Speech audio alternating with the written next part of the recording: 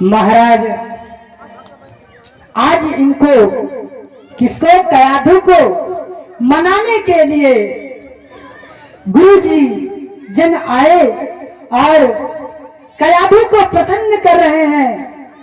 बोल रहे हैं कि इनकी अभी तो अधूरी शिक्षा है, इस शिक्षा को पूर्ण करवाना है। महाराज इस शिक्षा को पूर्ण कराना है, क्योंकि अधूरी शिक्षा शोभनीय कार्य नहीं है? तुरंत मना करके लेकर के आश्रम की ओर जाने लगे। उतने में रास्ते में प्रहलाद ने कहा, गुरुजी आप बहुत अच्छा किए, मैं चाहता था कि मुझे गुरुजी कैसे भी करके मुझे आश्रम में लेकर के चलिए, जिससे कि मुझे शिक्षा पाने का सौभाग्य मिले,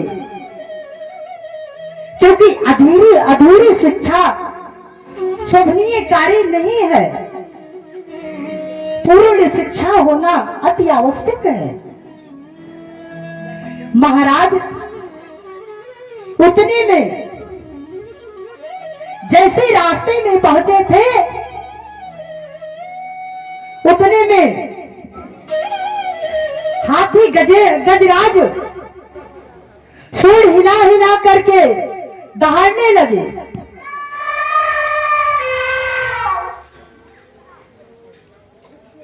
महाराज और जैसे गुरुजन ने सुना, समासुर जैसे सुना वैसे कहा कि ऐसा है प्रहलाद बेटा, मैं आ रहा हूं, देखो कहीं शोर हो रहा है क्या, गजराज बोल रहे हैं क्या, यहीं बेटा ठहरना, तुम यहीं खड़े रहना, मैं आ रहा हूं। गुरुजी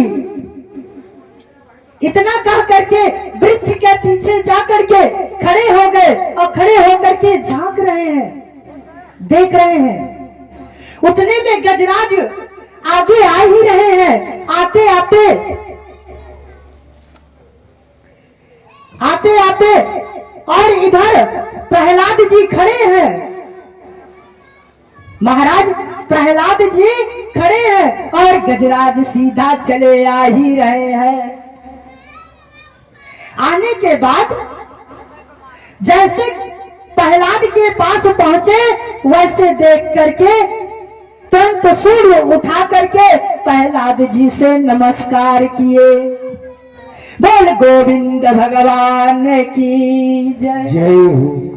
प्रहलाद जी से गजराज प्रणाम किए और प्रणाम करके तुरंत साष्टांग होकर के फिर उठ करके खड़े होकर के वापस चले गए।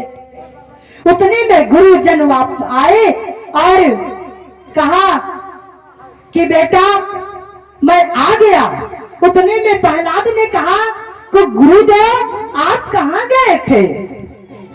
प्रहलाद को तो पता ही है कि गुरुजी किस लिए गए हैं, क्योंकि महाराज गुरुजी की इच्छा थी गजराज अपने चरणों से प्रहलाद को कुचल दे, लेकिन प्रहलाद ने साष्टांग प्रणाम करके वापस चले गए। महाराज जब प्रहलाद वापस गजेंद्र वापस चला गया तो गुरुजन आगे बढ़े, प्रहलाद को लेकर के आगे बढ़े, आश्रम में गए। महाराज सभी विद्यार्थियों से बोले कि ऐसा है, तुम लकड़ी लेकर के आओ और एक बढ़िया चूल्हा बारो, उस चूल्हे में लकड़ी लगा करके अग्नि को प्रज्वलित कर दो। प्रज्वलित करने के बाद महाराज तुरंत एक बड़ा सा कढ़ाया रखा गया और उसी कढ़ा में खूब सारा तेल भरा गया। तेल भरने के बाद प्रहलाद ने कहा, गुरुदेव क्या कुछ बनने वाला है कि कोई आ रहा है? गुरुजन ने कहा कि ऐसा करो, ऐसे खड़े हो जाओ लाइन से, और तो कोई आ ही रहा है, उसको भोजन कराना है। उतने में महाराज गुरुजन तुरंत आंख मूंद करके तपस्या करने लगे, मंत्र का उच्चारण करने लगे। किस लिए? महाराज इसलिए कर रहे हैं कि राक्षस को प्रकट करें। लेकिन महाराज वहां राक्षस नहीं, राक्षसनी आई। उसका नाम कृतिका था। कृतिका नाम की राक्षसनी जब वहां पर महाराज पहुंची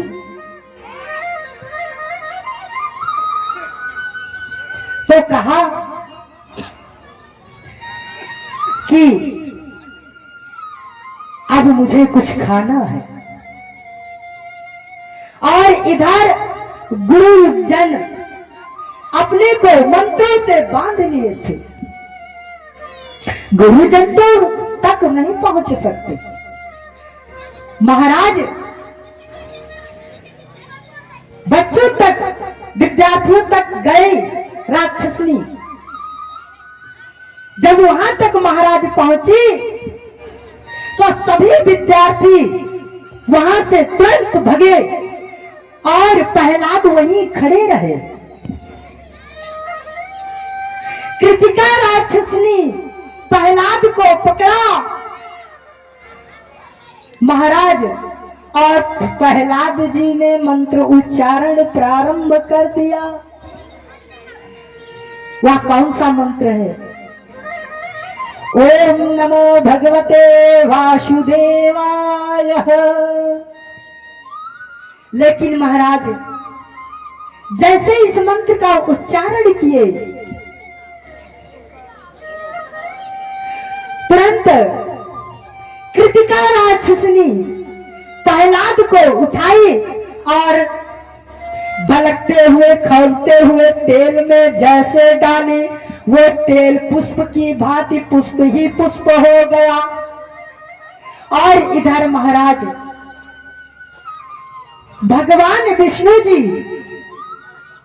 का शरीर एकदम गर्म हो गया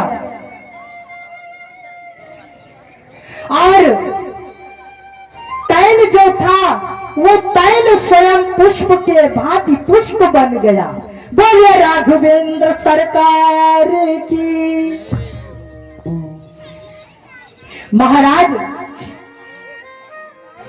जैसे वो राक्षसनी प्रहलाद को उठाना चाहा, वैसे भगवान विष्णु जी की कृपा हो गई और राक्षसनी प्रहलाद को पकड़ ना पाई। महाराज कई उपाय लगाए राक्षसनी ने, लेकिन ना कामयाब हुई, कामयाब नहीं हुई। महाराज जब भगवान विष्णु ने प्रहलाद को जो है अपने में ले लिए, तो तुरंत जो गुरुजन थे उन्हीं को पकड़ करके उन्हीं का सर धड़ से अलग कर दी। हमारा लोगों को, दोनों को, गुरुजनों का सर अलग हो गया। उतने में जैसे महाराज अलग हुआ, उतने में उसकी उधर से शुक्राचार्य भी आ गए। शुक्राचार्य जैसे महाराज पहुंचे, तुरंत शुक्राचार्य ने कहा कि प्रहलाद, तेरे ही कारण से मेरे पुत्रों का वध हुआ है। प्रहलाद ने कहा कि गुरुजी मेरे कारण से हुआ। हाँ प्रहलाद, तेरा ही कारण है जो कि आज मेरा वंश यहीं पर आज समाप्त हो गया। आज यहीं पर मेरा वंश समाप्त हुआ है।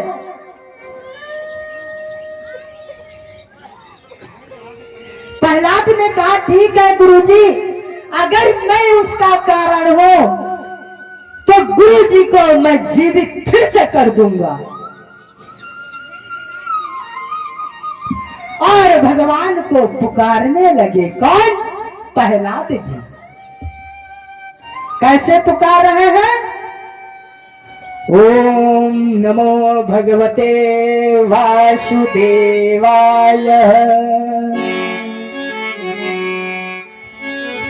ओम नमो भगवते वासुदेवाय। ओम नमो भगवते